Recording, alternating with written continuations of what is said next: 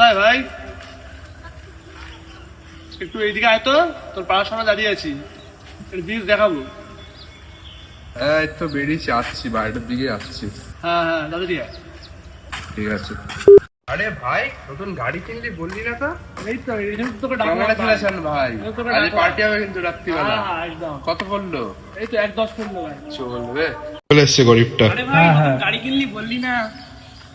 তোর কি নতুন গাড়ি কিনেছো? ঠিক আছে শুনলাম, দূরে কি কথা বল, দূরে কি কথা বল ভাই। কত বললো গাড়িটা? ভালো হয়েছে, গাড়িটা খুব সুন্দর, আমারও ভালো লাগে। তোর যদি কি হবে, তোর কেনার অকাত আছে? এমনি বলছি, এরকম ভাই বলছি তোর আমার কিরকম ভাবে বলবো বল? তুই এরকম হাত ফাত দিচ্ছিস গাড়িতে, ভালো লাগছে আমার? নতুন গাড়ি যদি স্ক্র্যাচ পড়ে যায় ভালো লাগবে? কি বলবো আজকাল, সত্যি কথা। কি বলবো ভাই, পুরীর ছেলেরা আজকাল বাইক চালানোর, স্কুটি চালানোর স্বপ্ন দেখে। সত্যি নিয়ে কেন তারপর চালাতে পারি। যা যা, সাইকেল চালানোর পর সাইকেলই চালা। সাইকেলই চালাবে সারা জীবন। যা ভাগ। আজ বুঝলাম গরিব হলে বন্ধুত্বের কোনো দাম থাকে না।